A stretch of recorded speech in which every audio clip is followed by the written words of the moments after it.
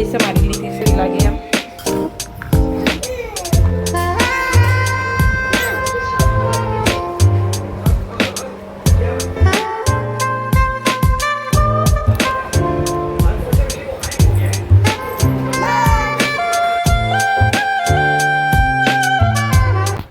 Hello દોસ્તો, જય શ્રી કૃષ્ણ.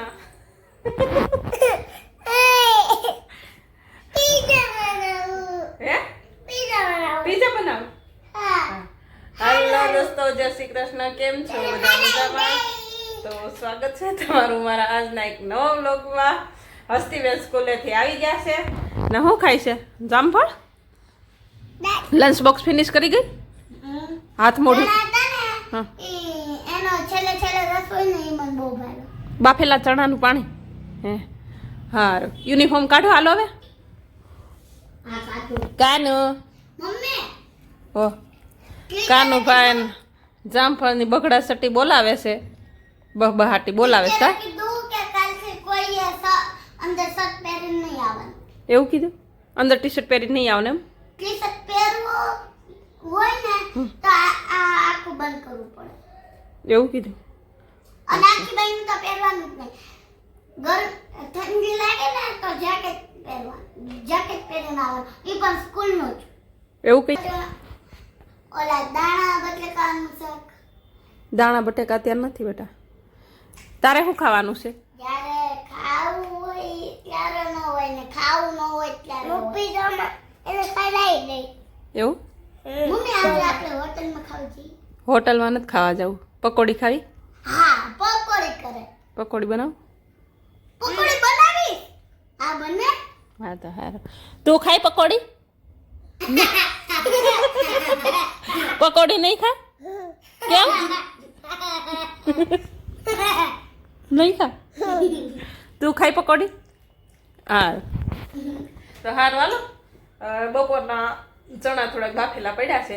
આજે સવારે ટિફિન નહોતા લઈ ગયા. બાજુમાં નજીક જ જવા નતું ને તો કે હું બપોરે ઘરે ખાવા આવતો રહી. બપોરે ચણા બાફ્યા હતા એ થોડાક એવા પડ્યા છે આટલા. તો પપ્પા ઘરે જમવા તો થોડાક ચણા પડ્યા છે. તો હાલો બટેટા બાફવા મૂકી દઈ. પણ બટેટા વર્ષાબા માર્કેટમાં જશે તો વર્ષાબારે બટાકા ફુદીના મંગાવ્યું છે. જો ફુદીનો મળી જશે લગભગ. તો અત્યારે શિયાળાની સિઝન છે એટલે ફુદીનો સરસ આવે છે માર્કેટમાં. જો આવી જશે ને લેતા આવશે તો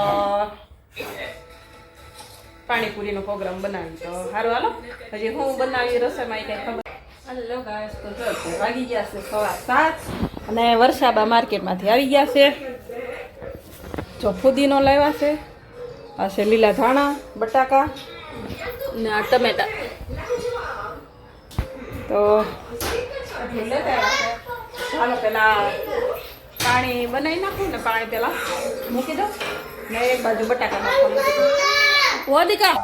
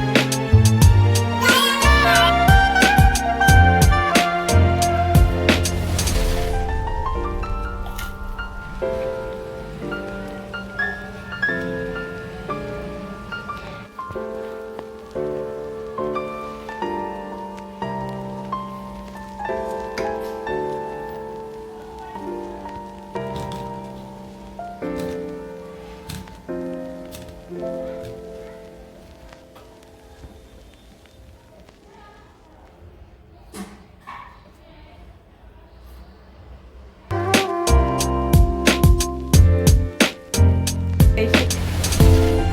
બાર પકોડી ખાવા જાઉં. બહાર પકોડી ખાવા જાવ? કેમ બહાર? બાર ખાવા. ઘરે નહીં ખાવી? ના, કેમ? કોણ બહાર ગયું? ના. મીના આંટી બહાર ગયા એટલે બહારની પકોડી ખાવી છે. હા. બહારની ગંદી હોય કેમ? પછી એમ ગંદી હોય. આ ખાવા છે. તું શેના ઉપર ચડી છે? ખાવાનું. વોશિંગ મશીન ઉપર.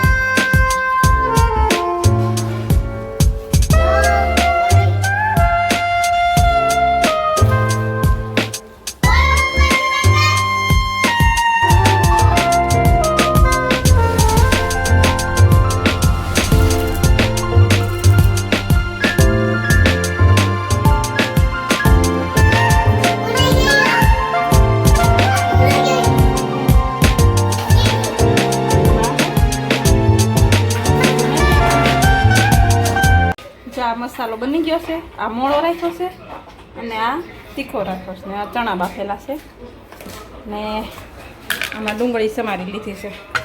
તો હાલો